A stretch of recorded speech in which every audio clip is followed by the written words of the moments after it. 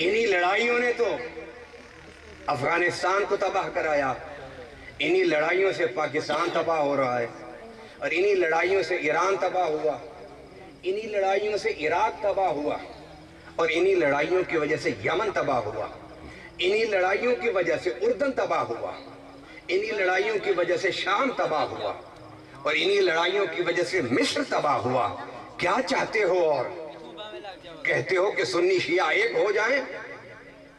ایک ہونے کے لیے ہم تیار ہیں، ایک ہونے کے لیے ہم یار کہہ دو نا،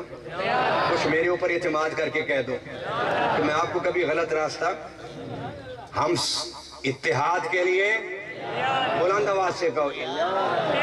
لیکن اتحاد کی بنیاد ہونی چاہیے نا، اور ہماری طرف سے یک نکاتی بنیاد ہے، ہماری طرف سے ایک نقطے کی بنیاد ہے، اور وہ یہ کہ صداقت ابو بکر کے سامنے سر جھکا دو، عدالت عمر فاروق کے سامنے سر جھکا دو، عثمان غنی کے حیا کا صدقہ اللہ تمہیں حیا دے دے، حضرت مولا علی کرم اللہ تعالی وجہ الکریم کی طرح ان تینوں صحابہ کے ساتھ زندگی گزارنا سیکھو، یہ کہو کہ اتحاد ہم کریں اور ان صحابہ کی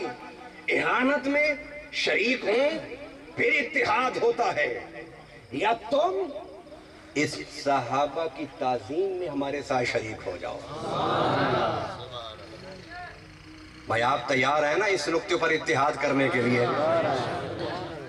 میں نے ہر سٹیج پر تقریریں کی ہیں، اللہ گواہ ہے، ہر سٹیج پر تقریریں کی ہیں، مسلم غیر مسلم، دنیا کے 14 مذاہب ہیں، ہر مذہب کی عبادت کا ہمیں جا کے میں نے تقریریں کی ہیں،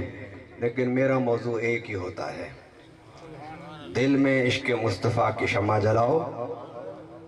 اور جب عشق مصطفیٰ کی شمع تمہارے دلوں میں جلے گی تو تمہیں ابو بکر کی صداقت بھی سمجھ آ جائے گی،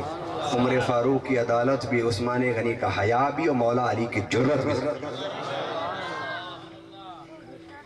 خدا کے لیے امت مسلمہ پر حالت پر ترس کھاؤ، یہ نہیں ہو سکتا کہ اہل سنت گستاخی پر اتحاد کر لے، گستاخی پر اتحاد وہ کیوں نہیں ہو سکتا؟ کہ ہم ماننے والے ہیں پیر سیال لجپال کے، ہم ماننے والے ہیں حضور شیخ بلند آواز سے، میں خدا کی عزت کی قسم اٹھا کے کہہ رہا ہوں، حضور شیخ الاسلام جیسا کسی دوسرے مسلک میں تو دور کی بات ہے، ان سے پہلے اور ان کے بعد آج تک کوئی نہیں ہوا۔